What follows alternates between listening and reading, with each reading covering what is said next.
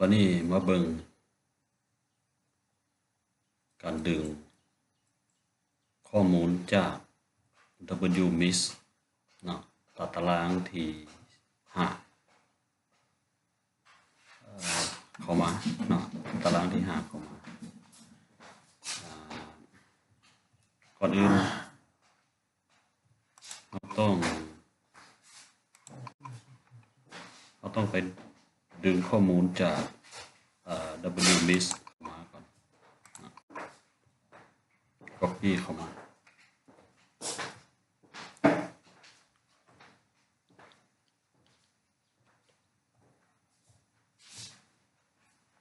โอเคมันเป็นอันนี้เนาะตารางตัวนี้มันเป็นอันนี้แต่ว่าถ้าว่าเรา export มาเป็น PDF ในนี้จะเป็นตารางแบบนี้คือเก่าเนาะแต่ว่าในเมื่อเรา copy เข้าไปใส่ Excel เนี่ยมันจะมีความยุ่งยากเนาะต้องได้ไปแปลงก่อนconvert ก่อนแต่ว่าในที่นี้นี่เรา export เป็น Excel กดเข้าไปอันนี้ตารางที่5yes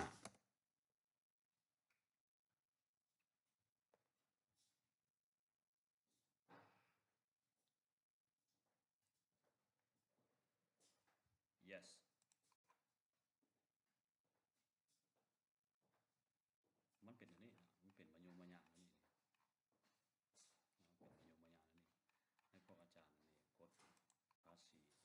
กดอีกทีนึงนะกดอีกทีให้มันเป็นระบบระเบียบหน่อยนึงแบบนี้จากนั้นนี่ให้พวกอาจารย์นี่ copy แต่พนักงานปฏิบัติงาน 100% ของบริหารตัวนี้จนมาฮอดแถวนี้อันมายงมายางนี่ยังเป็น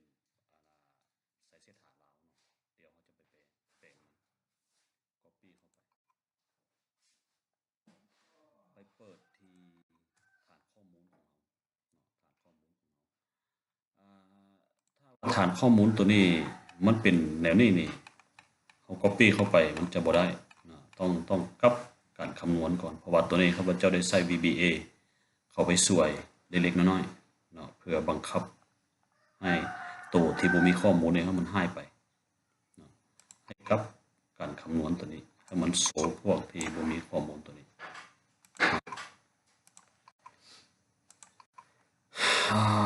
ในเมื่อเข้าไปกดตัวนี้นี่จะเปลี่ยนแปลงกลับขึ้นไป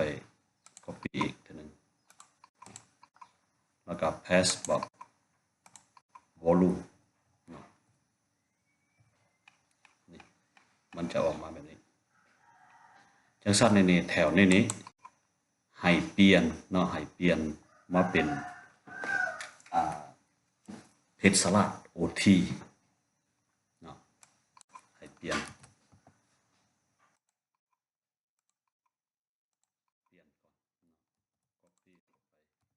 ตัวนี้มันเป็นรวมเนาะเพราะว่าตัวนี้มันเป็นรวมของเพชรของไซซิธาตัวนี้นี่ให้มันเป็นเพชรสลัดเข้ามาเนาะนี่มันจะเป็นลักษณะแบบนี้แต่ในเมื่อที่บ่เป็นรวมนี่เนาะให้พวกอาจารย์สังเกตดูตัวนี้ถ้าตัวนี้มันออกรวมเราแถวนี้เนาะมันจะเป็นตัวเข้มแล้วก็จะมีสีพื้นสีพื้นของมันเนาะให้สังเกตดูเนาะตัวนี้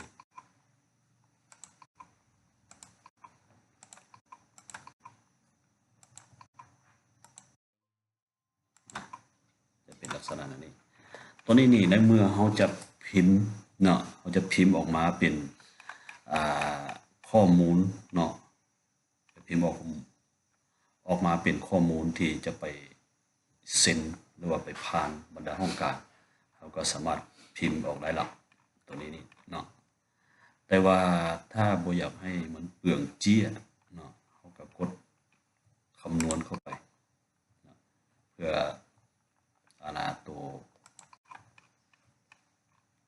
ตัวที่บ่มีข้อมูลนี่ให้มันหายไป ให้ข้อมูลของเรานี่ตัดตารางของเรามันจะสั้นลงก็จะมีแต่เท่านี้เนาะในการดึงตัดตาราง5เข้ามาส่วนการดึงตัดตาราง8.1เดี๋ยวจะแนะนำอยู่ในคลิปต่อไปขอขอบใจ